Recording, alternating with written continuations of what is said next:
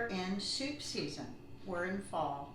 So today I made chicken and dumplings. And here it is. And I'm going to start off with the taste test first because I've already made it. So it's hot.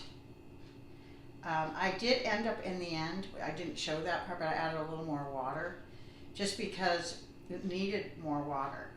It didn't take the flavor away because I cooked it like another 10 minutes afterwards. So I'm going to taste the broth. Really good. And I'm going to show you how I do my dumplings. There's two different ways to do them, but I like the flat ones because they're just not as doughy, and these are just perfect. This is so good.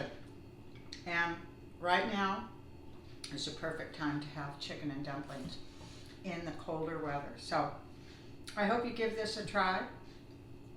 And thank you everyone for watching. I really appreciate it. The first thing I start with is what you call a mirepoix, which is a combination of celery, onions, and carrots. And that's how I start making my broth.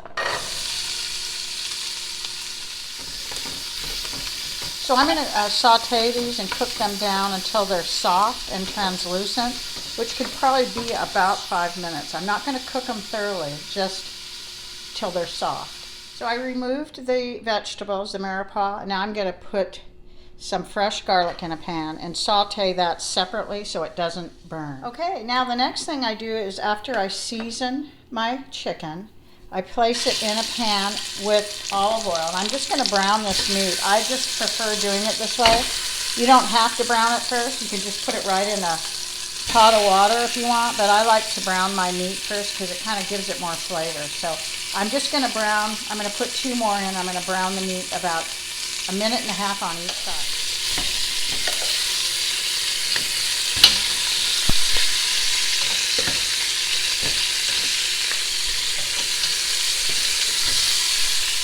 Okay, this is brown enough, or it's not really cooked. It's just kind of browned a little, and that's what you want. So after I do that, I pour in my liquid. And what I do is I cover the pot about 3/4 of the way. And here I have 8 cups of liquid. And this should be good. If it's not, we can add more later. So that consists of mostly water, and I happen to have about a cup of chicken broth left. Normally I don't use chicken broth because this makes its own chicken broth, but I happen to have some, so I use that in this mixture. Okay, we'll probably end up adding more water, but now I'm going to add my mirepoix vegetables in. I'm going to add a sprig of rosemary. And I'm going to add some salt, pepper, garlic powder, parsley, sage, and something called herbes de Provence. And it has some really good herbs in it. It has fennel, it has thyme, basil, lavender, tarragon, and they're really mild, but they really make this really good. So I'm going to add all my seasonings now. And what you have to do is just kind of taste it along the way so that it meets your taste requirements.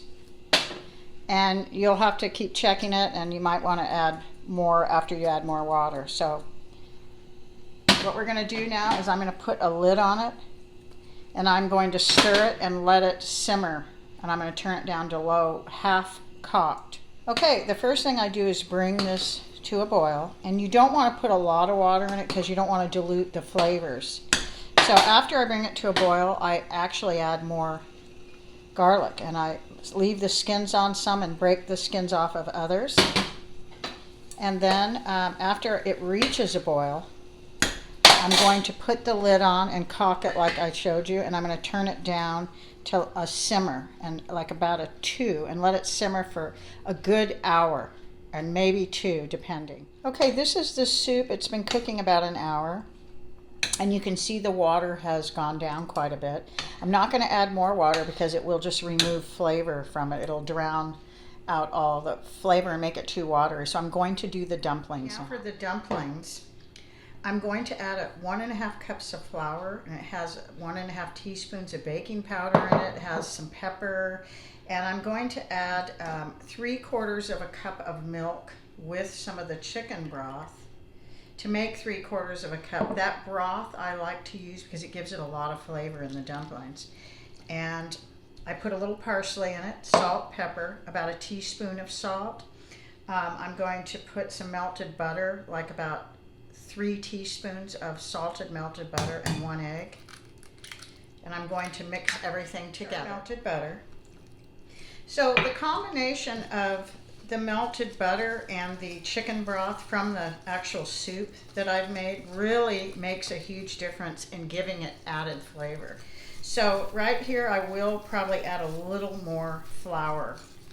And then what I'm going to do is I'm going to roll these out and I'm going to make the flat cut type of dumplings. I prefer that over the big round chunks of dumplings. I prefer the ones that you roll out that are really thin. So I'm going to add more flour, probably about a 1/2 cup more, till it reaches a dough. Okay, so I added probably another 3/4 of a cup of flour, and I've just mixed it with my Dutch hook.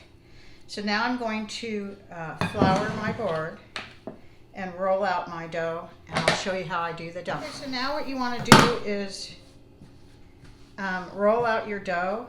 Make sure you have enough flour on your board so that it's the right consistency, just like it is right now. This is how you want it. So all I'm going to do now is add enough flour so that it doesn't stick to the board. You can kind of put it in a ball first like this.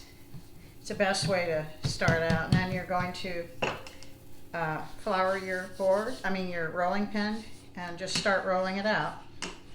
And I would say about an 8-inch thickness is about right, although I don't measure it. You can kind of eyeball it.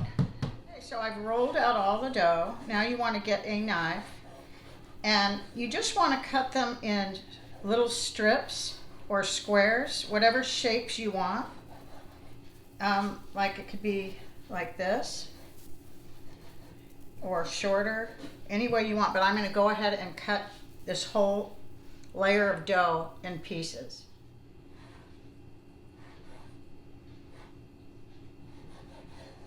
So I'm putting all the dumplings in now.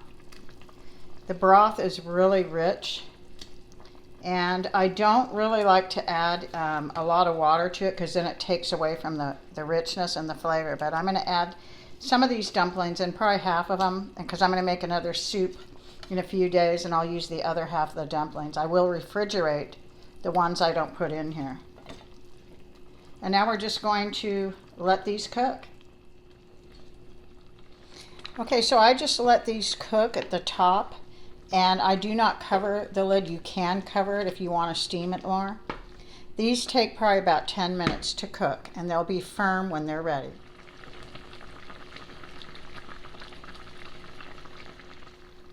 Okay, it's done. Now what'll happen is the chicken will just come off the bone when you just stir it around, so you don't really have to intentionally take it off. You just have to stir it around and the chicken will just automatically fall off. So it's ready and looks good, smells good. We'll have to give it a taste.